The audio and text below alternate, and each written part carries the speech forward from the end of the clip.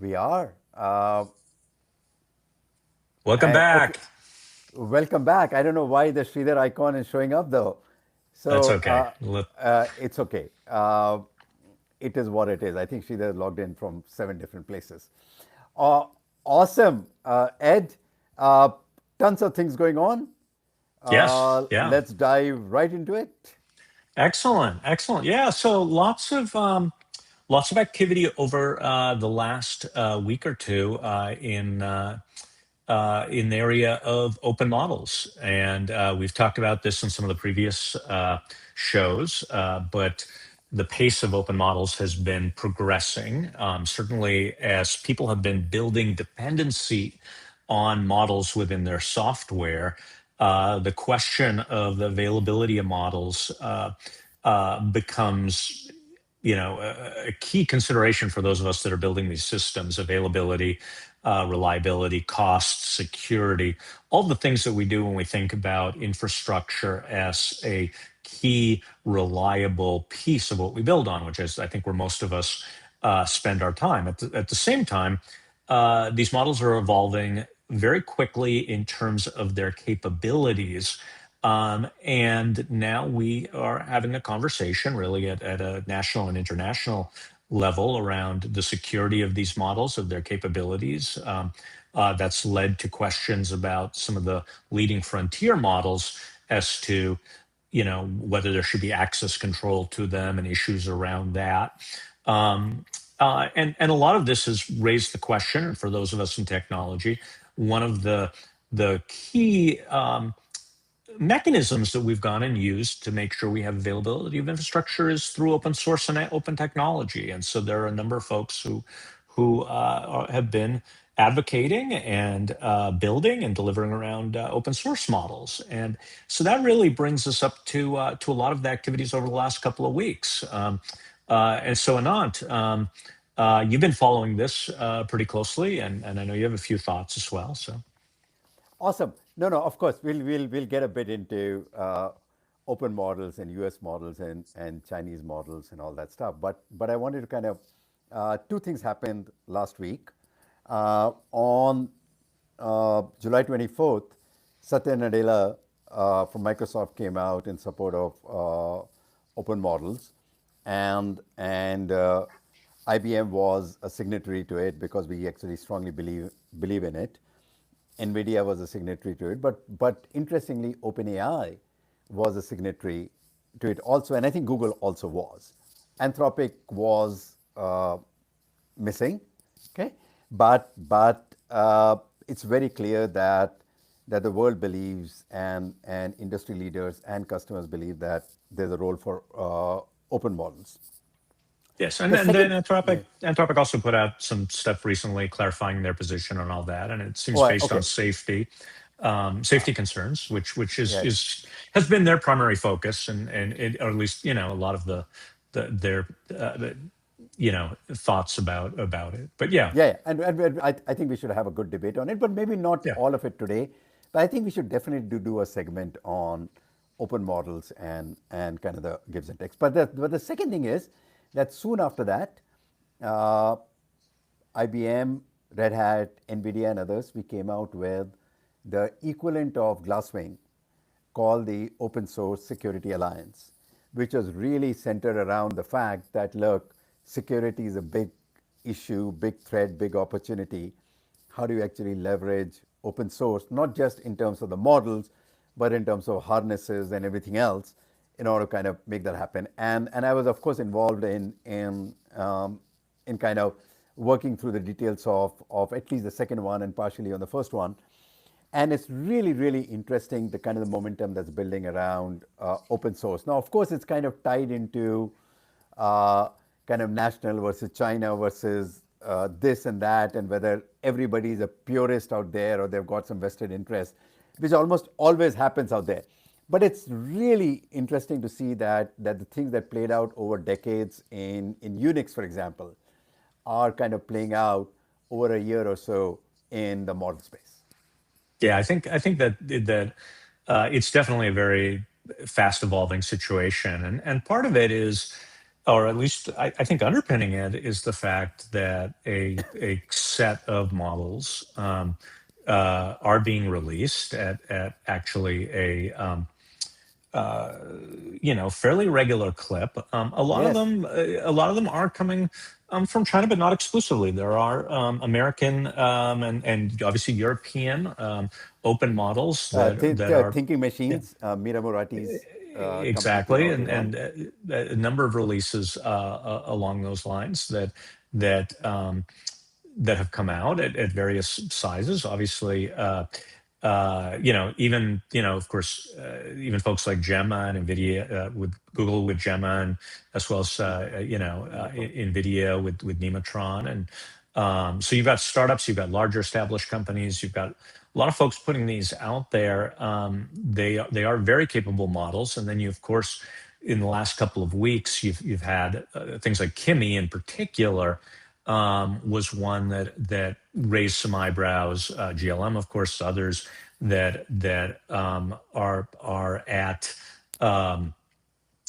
what they're basically describing as near frontier models. They actually paste them. They talk about them as being these open models. They're typically being described now as 6 months behind, which means that you can get an open model today, or you can get access to an open model today that has the power that you had available to you as a frontier model a year ago. And so, literally, if you were to go and have said a year ago that these models were pretty capable, and many people would say that they were doing just fine in terms of coding 6 months ago, for example, that if the state of open models is now 6 months behind, that these are genuinely very capable, and it's going to have a lot of No, consequences, yeah, no, and yeah, and both from a security, a safety standpoint, because what is also coming up in this conversation is a lot of the safety, and a lot of people don't understand this. They actually think that when they go and use something, whether they're using you know, Open API, Open AI, Anthropic, or Google, or whatever, that they're using the model. That what they're using is an API that that accesses the model, or models plural, because often the yeah, guardrails yeah, are implemented as other models, and so there's a whole guardrail infrastructure and access control infrastructure that is present at the API level that may not be present at the open model level. And so that's part of what's prompting some of these questions is what goes into these, and so on. And so generally, of course, I think our point of view is that first and foremost, these models, if we really want them to be, at least when I think of this, if we want these models to be core parts of our infrastructure, we do need to be able to have access, have to be able to run them ourselves and things like that. And I think in general that is the point of view. I think most of the differing has to do with really sort of, I think there's a operating. set of business concerns, and I think there's a bunch of legitimate safety security Yeah, yeah, concerns around those too. of course. And the other angle, and I think we should move on, is uh, kind of the security frontier today has been defined by kind of the Fable mythos class of models. But I think both with this open source security alliance, but in general, just kind of understanding whether if you believe that AI is going to both exploit and provide a cover for you, what is your strategy? I want to actually have a conversation around security. Okay, and what are the kind of pros and cons of these various things? So, for example, what struck me in the kind of the Hugging Face stuff was that in the end, Hugging Face was too much guardrailed by OpenAI, and therefore they had to actually locally work with one of these open models because that's where they could actually run large scale dumps of data and everything else. So there is this very interesting play which says that look, uh, what is the role of these kind of guarded frontier models, and what's the role of open source in the context of security that I want to actually get into also later on. But there's just such a deeply technical sets of issues, even if we don't get into the geopolitics of it or other kind of issues around it. And I think we should devote one or two segments on this. No, well, I think we're gonna, I think we're gonna revisit this quite a few times.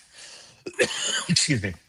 Um, Awesome. Okay, so that's open source, and then you and I, as we kind of work and build and everything else, we are using open models and we are using closed models, and we are just kind of really, in some ways, I think you might be 10xing. I'm at least 2xing my output, which is I've never had so much fun. I can say in just creating.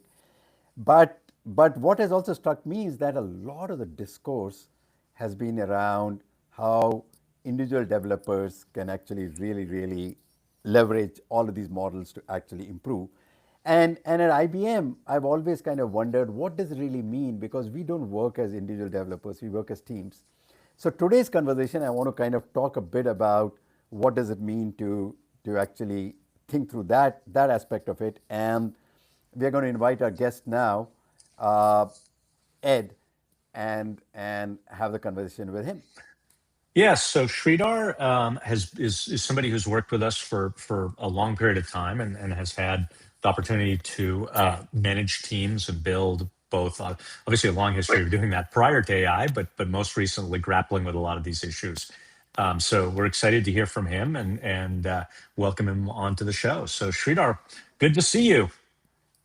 Hi, folks. Great to see you. And very interesting conversation so far. I've been listening to it. So thank you for all of that. Now, Sridhar is a Ed. You and I are fake developers. Sridhar is a true developer because his laptop is Linux Ubuntu, I presume. Sridhar. Oh, Fedora, of course. Yeah, right. Fedora, of course. Okay, and so the problem is this, that all the tools that we use and talk about. So the reason this podcast started a bit late was because Sridhar was having trouble with this platform on his Fedora thing. So he's definitely the geek among the three of us, though we all kind of qualify in that. So Sridhar, welcome again. Thank you. So let's begin with your kind of career arc in kind of short things. What brought you to what you're doing here? I knew you as kind of somebody who was coming into Berkeley when I was leaving, and therefore you sounded like a theorist. But now I kind of think about you as one of the phenomenal engineers. So what's really happened that has kind of brought you in that journey? Uh, well, I mean, I still am a theorist. I love a lot of the math stuff, but I now apply it to more practical things in the sense that I think about things in a way that a theorist would think about it, but the problems I think about are much more practical. And partly that's because of what I've done in the last 20 odd years. When I came to IBM, I was a theorist and I did join the theory group. I spent 10 years there. But since then, I've been in a couple of startups, actually with both Ed and you. And after that, been running development teams in multiple places. So I think we are the sum of our experiences, right? So I remain all of the above as a consequence of that. Awesome. We'll have a separate discussion on the future of math, Sridhar. Okay. There's a lot of, I was listening to Dwarkesh Patel's podcast, Yeah. who I just absolutely love, on kind of the future of math. So we'll have a separate conversation out there. But Ed, let's dig right in as to what it Yes, means and the with future of engineering. math conversation won't involve me because I still struggle with the past of No, math. but the good thing is with AI, you don't have to struggle with the past. You can just Yeah. straight leap into the future. Well, if the future is we just use ChatGPT, then yes, Yeah, no, but the I'm question yeah. really was what is AI going to do? Anyway, separate discussion. Yes, Okay. we'll talk about that another day. Yeah. So look, one of the things, and it's one of my favorite topics when I talk with other practitioners, and particularly from you know. People who are working with and leading teams. One of the first things that I find is that experiences around AI productivity vary greatly. And as somebody who likes to be sort of objective and zoom out on these things, I personally have my direct experiences, as I know you do, Sridhar, on this. But I say one of the nice things, certainly in what you know you've been able to do in working with a lot of different teams, and lots of developers and so on. We get this, we get to observe that a lot of people, very smart people, um, not everybody is succeeding with AI. It doesn't work for everybody, um, and I am still trying to figure it out. And I actually think this is one of the most important questions, which is why I hit everybody I know who comes from a background like yours, and it's my first topic, which is like, okay, I've used it.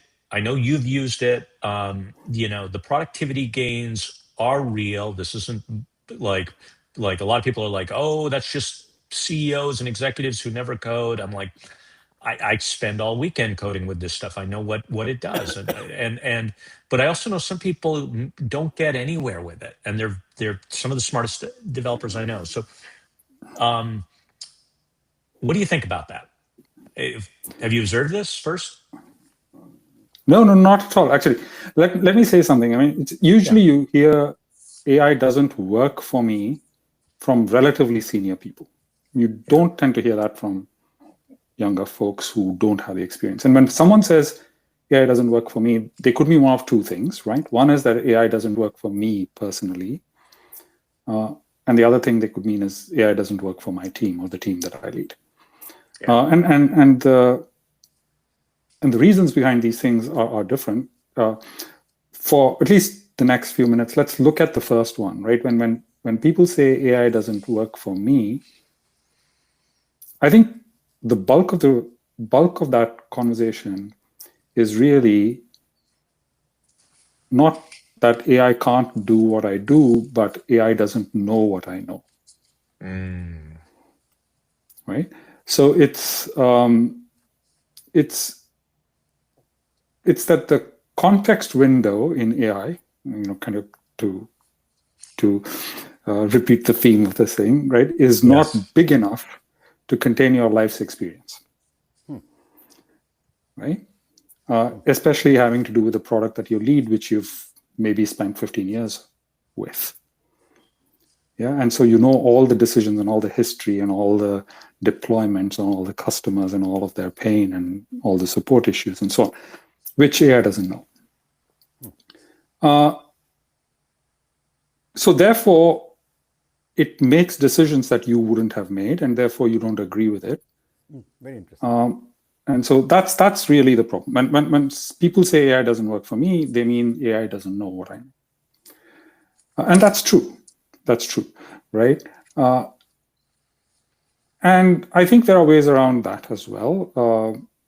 I've seen people using it successfully and people using it less successfully, but it takes a bit of patience, and it probably also means that you need to start thinking about using AI a little bit differently. I know, Anant, you had a story of people using conversational interfaces as opposed to Andre himself has been, Andre Karpathy has been talking a lot about it's kind of a very different kind of muscle. And he had actually, first he said that, look, I don't exactly know what it is, what's the science behind what I do. But his latest one was that, look, you focus a lot on prompt engineering and being absolutely perfect. And what he does right now is just open up the chat, whatever the /chat command is in Claude, and just ramble and say and all that, and then AI kind of figures it out, right? So it's a very different thing, but that is the point he was making. It's about getting the kind of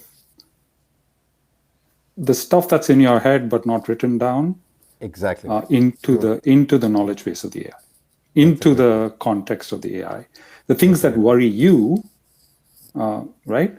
And it's much easier to kind of speak it out. And in fact, the human language is much better at doing that than any kind of formal language in which you write specs or in which you write architecture diagrams and so on.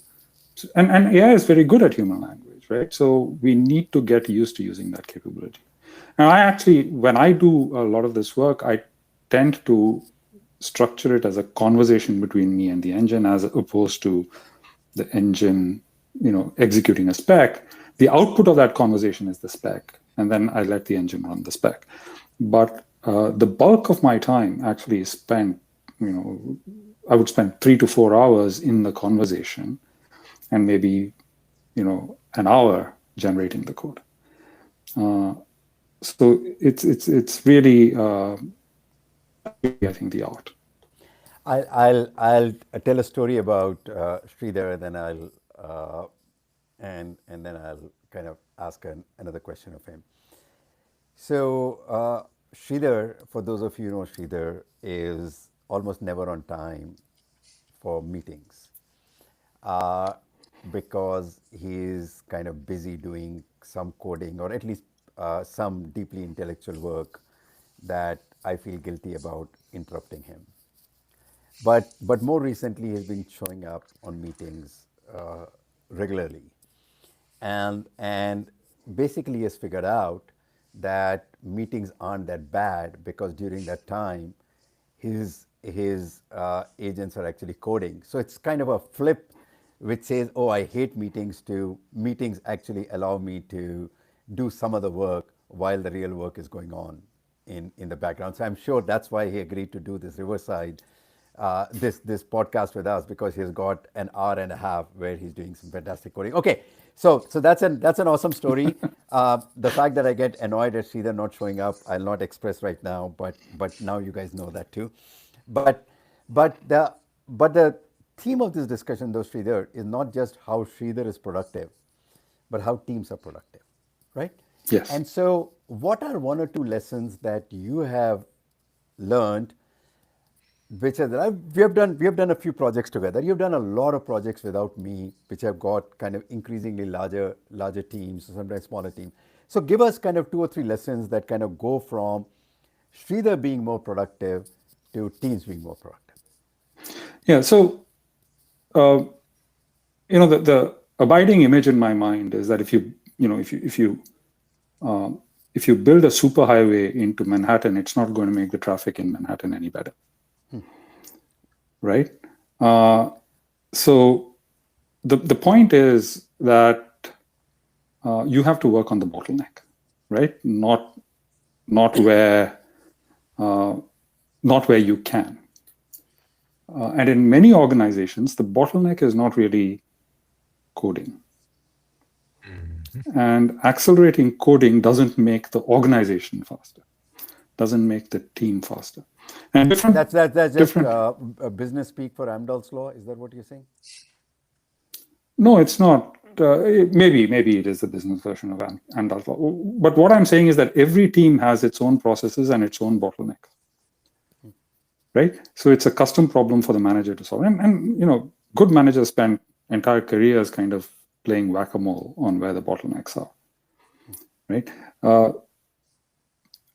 And when you solve for one bottleneck and you kind of maybe superpower that bottleneck by finding exactly the right AI method or AI tool, it still doesn't deliver the results you want, because a lot of organizations work close to the bottleneck in every aspect of their work, because that's the way of running an efficient and tight ship, right? So managers will cut costs where the bottleneck ain't. And therefore, the bottleneck just moves to another place, and you make very epsilonic progress because that's what you've designed your system to be, right? So it keeps, it's just crazy. You've 2x'd something and you find you get a 1% improvement because the bottleneck moves to some other place where you had only 99%, where you are 99% of capacity, right? Yeah, we've all and this happens, right? We all build system architectures, and trying to kind of keep the CPU, memory, and disks in sync is not the easiest of things. Yeah. So, I have several stories of this kind, right? Things, for example, where we've delivered so much code that the testing team is overwhelmed, and then you go teach the testing team to auto-generate tests, And by the time the testing team auto-generates tests and they figure out how to automate all of that, you generate so much defects that the coding team is back, and they're doing much more work than they thought they had to do for the release, because AI is finding all these minor defects. And then when you automate, for example, review starts finding every violation of style or every violation of an interface contract that you've had, and there are thousands of those, and so it won't approve something until you fix every little thing, whereas most of those things actually don't really make a difference to the product use cases or product surface area, and so you're now writing more code, right? So these sorts of things, right? They in real projects, because there's a process and creates work for other parts of the process, not just solving problems for itself. It creates work everywhere else. And so the only way to get around that is to superpower all those other things. That's just a long, long, long and hard. And that's why you hear people saying AI doesn't work for me, because it doesn't work the way it's advertised, right? You go do something and it fixes something. You have to chase it and chase it and chase it. And then eventually you'll break the last bottleneck. And suddenly you'll find that, you fixed a testing bug, and fixing that testing bug seems to, open the floodgates, and now things are all much faster.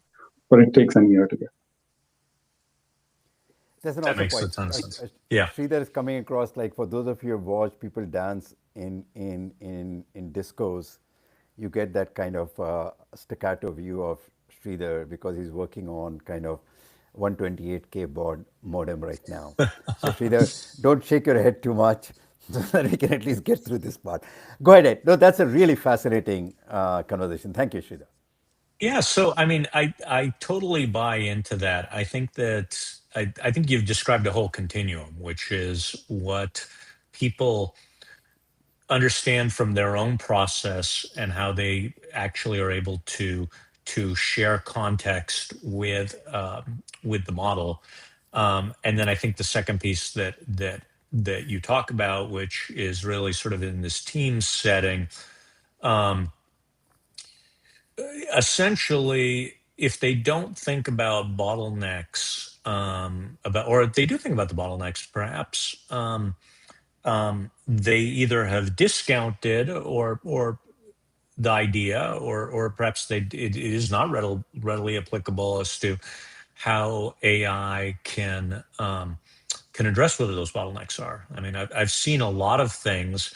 I think actually, just to respond to that, I think in many ways, part of the reason why there's been such a embrace of skills and CLI is because they've allowed models, the agentic coders, to adapt to many of the pieces that are part of existing or modern build processes or so on, because those tend to be the tools of the trade for us to participate in these processes, at least in a reasonably well automated version, meaning if I can get to Git, if I can put a file at this location, if I can talk to this port on the computer, if I can post or read this thing from Slack, I can start to get at where those bottlenecks really live. So I think that piece is to sort of restate part of what you're saying, which is that um, I think a lot of people go and they say, "Oh, well, coding." I've heard this a lot, and it frustrates me. A lot of people can say, "Oh, well, the hard part was never the coding." Well, first of all, actually, the hard part was the coding. I know that because the coding took a lot longer for you to do than perhaps you thought it did. But generally, people who code like coding, so they're like, "Well, yeah, it took more time, but it was enjoyable." It But was the fun. second part, yeah, but yes, the testing and everything else. And I think that's probably the part where facility with the tools, and this is the thing I see people like you sure who have actually gotten really good at this. You actually have thought about that question of, well, can I build a harness that talks to this tool? Can I automate this piece? And you have to think beyond just, am I generating code versus what other parts of the workflow can be automated if you actually want to get that that Yeah, that's breakthrough very in productivity. All right. Otherwise, you're trading it up to a bottleneck, particularly, I think, in multi-user perspectives, which is really interesting to me because what I hear from a lot of people is particularly I hear this from people who are really good at this. They're like, I don't even want to work in a team anymore because I'm more productive, just me and my agents or multiple agents versus like things slow right. down the minute I've got to work with a human. Yeah, I mean, one, while you were talking about this, two things came to mind, right? Um, Sometimes team productivity is about removing dependencies, right? That's I mean, it's the same thing, right? When you write parallel code, it's Yeah. productivity of a parallel program is about removing lock contention, Yep. right? And dependencies are team's way of locking things. Yep. So you have to start thinking about processes, and we all know that when we design concurrent software, it's a lot harder to design than designing an algorithm which is just kind of sequential, right? Yep. And a lot of our processes have been designed with this kind of sequentiality in mind, and people have not been thinking about what breaks when things work concurrently because velocity has been relatively slow, right? And so the concurrency penalty in process has been small. But now as velocities are increasing and throughput is not, right, we are starting to focus on these kinds of process issues, which I think, how we can work concurrently. I mean, it's really just that. How you make a team out of a set of folks who think that they're all working individually, but all working within the constraints of a system that forces them, to march to a common drumbeat, so to speak. Awesome. You said there are 2 points. So this was one, or I missed the second one.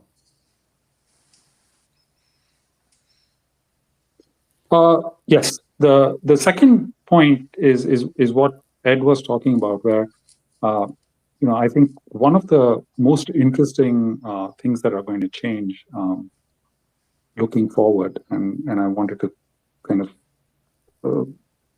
touch about it a little bit more deeply, is that I think the way that enterprises offer support is going to fundamentally change as well, because it's a distributed process by even today, right? Because you have two organizations, two different people, two data boundaries, two kind of interests in terms of making sure data doesn't leak across, and so on, right? A lot of things between an enterprise's customer and between IBM and IBM's customer, for example, Yeah.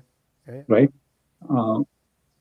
You have exactly this set of properties. And I think that one of the things that, at least I've been thinking about, applies a lot to the support scenario, where you've just given someone a piece of software and they're trying to get value out of it. And today that's a very hard hill climbing process.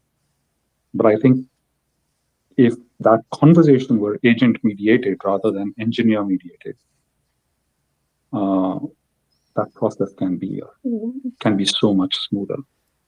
Very interesting. And things can work much better. Yeah. Very interesting. Awesome. So coming back to the first point that you made, that I mean we've been kind of going around and talking about bottlenecks and everything else. I've had a chance to observe you on some projects pre AI and some projects post AI. Okay, you've always, Sridhar, you've always felt that getting the engineering teams to work and work efficiently was the first job before you even started to actually build the stuff that you're trying to build. And that, in my mind, has remained constant as we did some work at Apogee, then we did some work at StepZen, then all the MCSP work that you did, and this now some of the new projects that we're doing out here. So that I think has remained constant. And would you agree with me that that remains kind of a grounding principle for you and perhaps for some really good engineering leaders? Yes, I mean, after all, if as an engineering leader, your responsibility is to drive a very expensive, train, right? You need to put your Expansive or energy into making expansive or expensive? expensive, Expensive with and an E. expansive. Okay. Yeah, yeah. And And yes. you've got a team, right? Which is a costly thing. You've got to put your energy into making sure that that team is functioning well. And more than what you're building, how you're building impacts that, right? Which is why I focus a lot on how you're building. What are the habits within the team, and so on. And more importantly, if people are waiting around, right, for someone else to do something, that's not a good thing. So, right? I've automated myself a few times, as you know, because in many respects, I've been the bottleneck. Yeah, and I actually think that processes which require approvals and things like that actually gate the velocity of the team, right? Because it stops everyone at some kind of barrier, right? Because that person has to approve it. So we need to think about all these things that happen within an enterprise, and make sure that these things don't wait. And unfortunately, insisting that a human being does it forces the wait, because human beings don't work 24/7, 365. They have other priorities and so on, right? Yes. So I think part of all of this is to re-examine the processes, and in some sense, getting used to the notion that the way we manage things, the way we prioritize, the way we decide who gets what to do, which task is given to whom, the way we provide access to people, to code bases, documents, all these things need to become very low weight, zero weight processes, but auditable. So I think that's part of what, that's part of the kind of charge that I'm leading, at least within some of the teams that I have. I have had the kind of opportunity to lead. And I think that that's an important thing, especially as velocity increases because of all these new technologies we have. To actually harvest the benefit of that, we've got to make sure that the brakes get removed. So, Ed, just I have one follow-on question here. Yeah. So let's talk a bit. I've kind of observed you that we don't have to go into the details of the team and project and all that stuff. But you created a tool or a skill called What's Next for Me, okay? Yes. Which kind of set the priority that once I was done with the task, I would fire off that What's Next for Me. Just talk a bit about what the tool does and why that did wonders with respect to team velocity. Yeah, so What's Next for Me was a very simple project. I found a lot of people were looking around, as soon as they finished a task, for me or their manager or someone, team lead, right, to tell them what's next. And that broke the flow, first of all. And secondly, accessing the team lead, manager, me in some cases, was a 24-hour cycle, or maybe worse. With you, right? maybe worse. Yes, I mean it depends on who, right? So right, who's trying to access me, right? It's worse. But but usually the decision was very straightforward. The decision was very straightforward. Is okay, what is the highest ticket on the queue that I can assign, even if this was not the perfect assignment. Hey, it's better to assign it to someone who's free than to wait for the perfect person, right? Or hey, this pull request needs a review. Somebody needs to review it. Um, hey, assign this job, right? This is just an ad hoc job that has come up. So there are, tens of sources, maybe more than tens of sources of work, right, in a dev team. And so what the what next for me skill did was anybody could call it, and it would pull from all of these queues, pick which one it thought based on what was in my head as what is the most important, which I prompted it into, right? And proxy me and hand the job to the person who asked, right? And it took me. It benefited the team in two ways. One is that it took me out of the loop, right? So it benefited me and the team. So I could spend my time doing other things. And secondly, it made sure that managers working for me were aligned with me, right? Because effectively I had written the prompt. I think uh, that's the story. I mean, I don't know. I don't think it was perfect, and I think it could be made a lot better than what it was. But it was an experiment, and I think it worked well in the sense of moving the bottleneck. Awesome. Great example. Ed.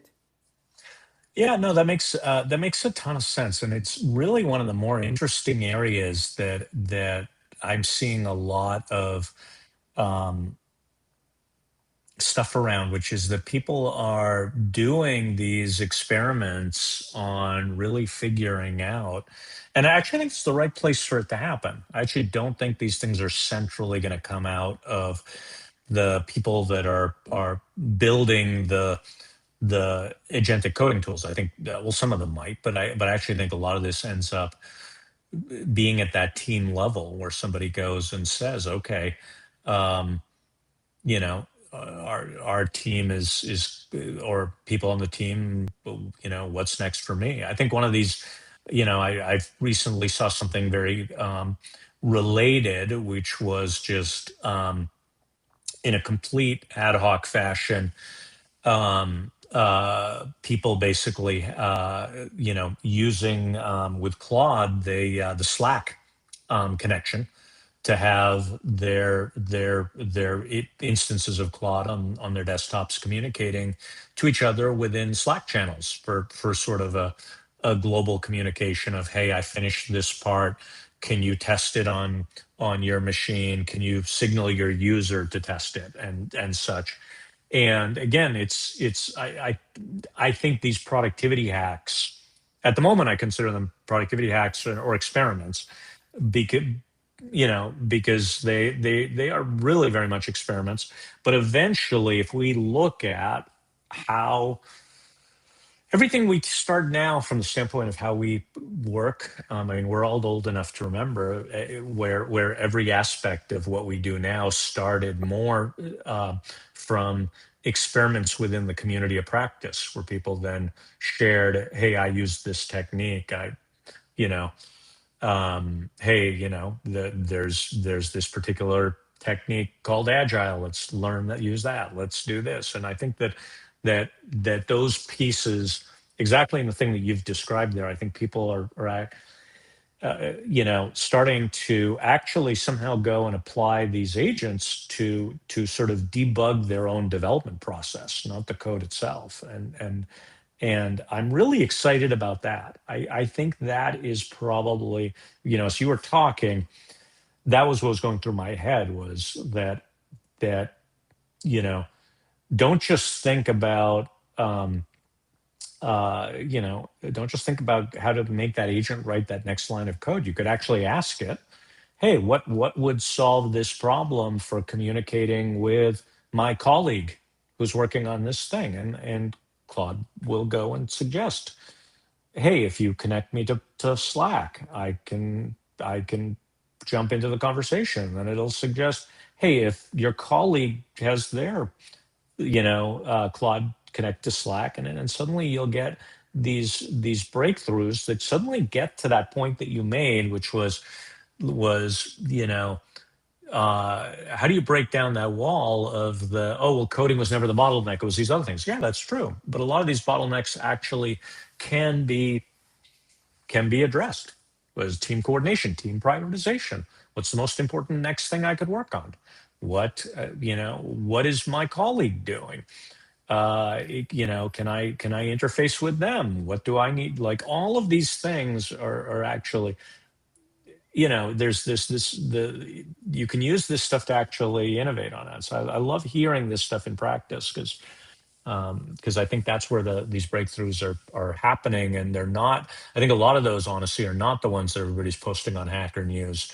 Everybody's more excited about the part where they 10x the code, but Yes. these other parts, 10xing the team of velocity, is possible. But like I said, it seems like it requires some level of awareness of where those bottlenecks are, and then saying, okay, let me laser focus on those. Yeah, and I think a lot of the senior folks in every team natively understand this. And so maybe they should kind of start thinking about what it takes to kind of work themselves, with the help of AI, out of the parts of that parts of their job, which is kind of doing bottleneck thing, and into the parts of their job that requires only them to do. So I think that's going to happen, but I think because of the way that processes differ between every team, and every team I've been to, right, I've had to spend some time learning what the process is within that team and who makes what decisions and why. And it's always different, right? So these things are kind of custom fit, right? They're not, they're bespoke. They're not kind of generic things, at least not yet. No, exactly. Of course. No, obviously. So, I mean, so if I can kind of summarize some of the things I've heard is that, look, it's all about the bottlenecks. Uh, Teams are different, but it's team leaders' jobs to kind of make sure that there's continuous focus on eliminating the bottlenecks, and that AI can actually help in by creating some tools that will actually convert humans as bottlenecks, as an example, okay, to not being bottlenecks till the next thing becomes bottleneck. So there are these kind of sets of both kind of an identification of bottlenecks, but also not throwing your hands up and saying now we are screwed, to saying no, look, AI can actually help you eliminate some of those bottlenecks. So Exactly. this kind of continuous cycle of we are a kind of a learning organization whose focus is not, and this is a quote from you, not on how much of software can we write, right, to how do I build an organization that continuously eliminates bottlenecks, should be the North Star. Exactly right. And the one other rider to that is that the person who should be working on that bottleneck elimination tool is typically the person who is closest to the bottleneck and probably the cause of it. Right. So it's a kind of yeah. Right. Because the what's next for me tool, I should work on. Right. Yes. If there's a code review tool, then the STSM who does most of the code reviews should work on. Right. For those of you who don't know, STSM is our senior technical leadership thing. Don't drop IBM terms. Senior technical staff. Now you'll start saying DASD, which is when I came to IBM, I said, what is DASD? I realized it's just a fancy way of talking about disks. So let's So okay. Yeah. yeah, it's really that. It's really about uh, figuring out where the bottlenecks are and helping the people who are most responsible for that bottleneck not be the bottleneck, right? Um, So it, we should it, you it, should write something which says to focus on an organization that kind of continuously eliminates bottlenecks, right? Here are some of the things that we should focus on. We are not recommending things to do. Yeah, there may be examples of things to do, but here are things to focus on. How do you kind of capture tribal knowledge? How do you do documentation not for human beings but for AI, right? yes, That's something that I've learned from you, etc., etc. So there are kind of 4 or 5 principles because that's the way a team needs to operate and kind of continuously remove bottlenecks. that's right. Yeah. But that documentation example is a very good one, right? Because Tell uh, us a bit more. part of part of this thing, right? AI doesn't work for me, right?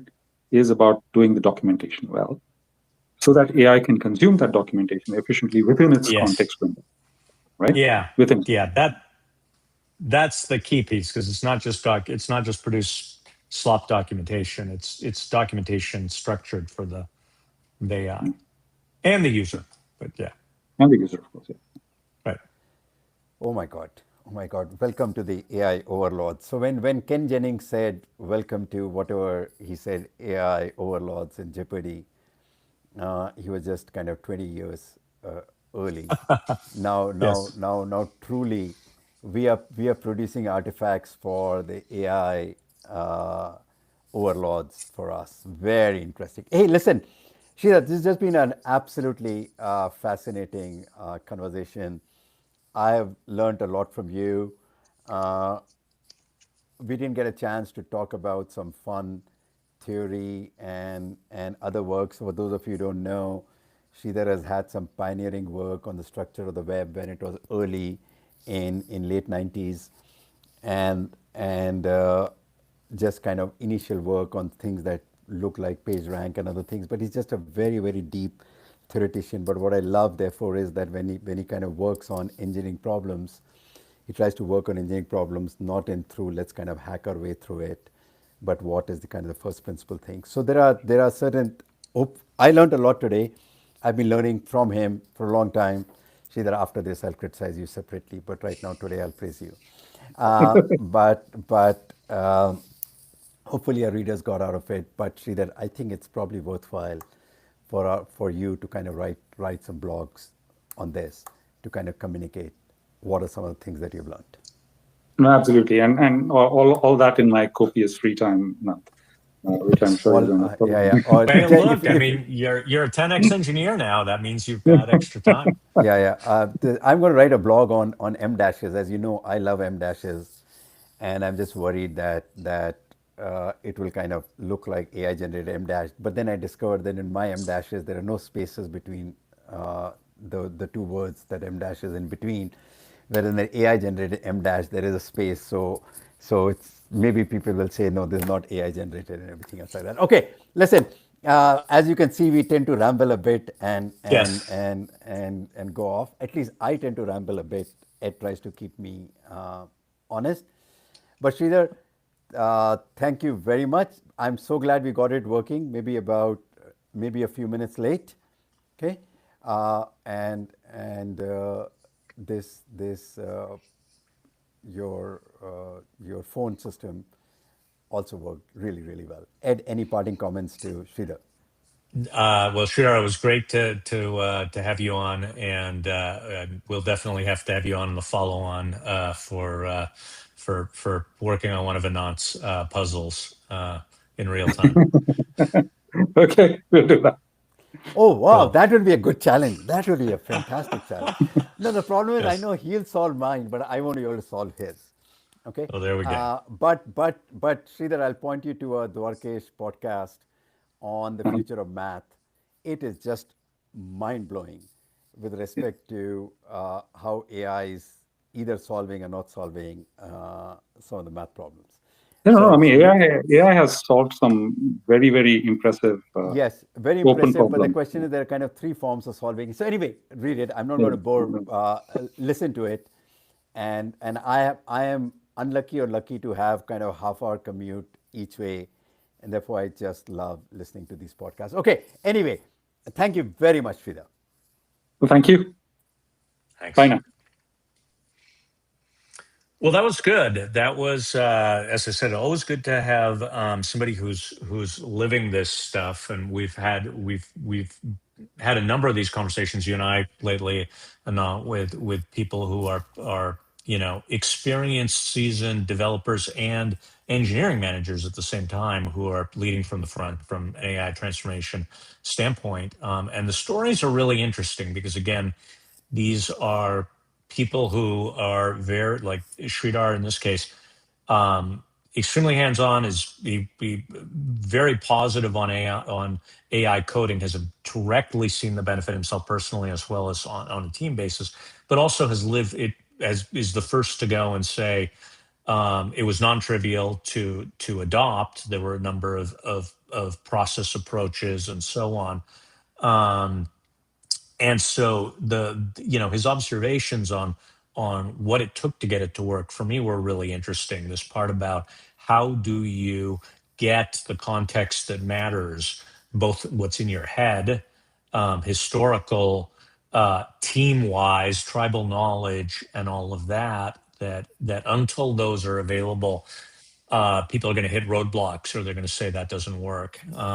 And then I think the other piece was sort of, I think, a very pragmatic point of view of um, how to think as an engineering manager when you look around and go and say, okay, like yes, the truism that code wasn't the hard part, it is a truism, but that's not the end of the story. The end of the story is to go and say, okay, for my team, what is the hard part, and actually, you know, brainstorm and innovate and figure out how you can apply mechanisms to that too. And it sounds like there's a lot of ways of doing that, although we're still in the early steps of figuring that stuff out. So, and for me anyway, I thought that was great. It was absolutely awesome, right? So just to kind of Yeah. summarize, right? The one is that he said that the bottleneck for AI, sorry, AI's impact is in the bottleneck to intelligence is really tribal knowledge, right? Yeah. And that's what some of the people who say it doesn't work for me keep coming back to it. Right. AI then doesn't eliminate bottlenecks; it just shifts it, and therefore you are in kind of a continuous loop. And then the last point, which I think is really sounds like a business maxim, but is really important. The winners won't be companies with the fastest coders, right?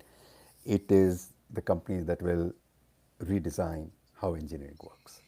Okay? Yeah. And Yeah. and that is I think really profound observation. We should have more of these. I Just think we today we need. have I come. think we need to, because I think that. First of all, I think we're getting a couple of folks from who we've had a couple of folks from who have been on this journey, and we've heard different approaches. And what I would love to do is a follow up where we talk about, because I've heard these things from different folks. Um, a number of folks who swear by LLM Wiki or open knowledge format as foundational because it solves that context tribal knowledge problem. I wonder if a lot of people who go in and said it didn't work for me, were they sitting down on a project that had really captured all the context in that? It's a good question. And how do you bootstrap that up, right?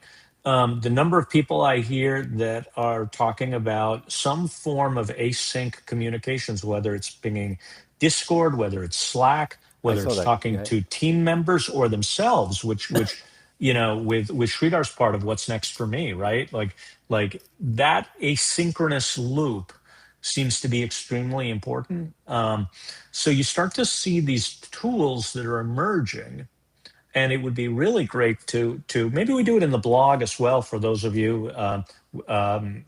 We are kicking off we'll do some blogging that counterpoints what we do on this, because there's a lot of good ideas that we want out there for people to yes, be able to read yes. and use as a reference.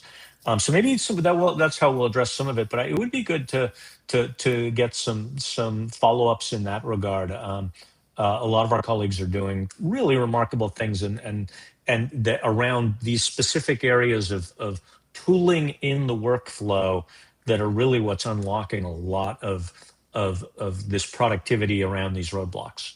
So I'd love for us to, yeah, we definitely should explore that.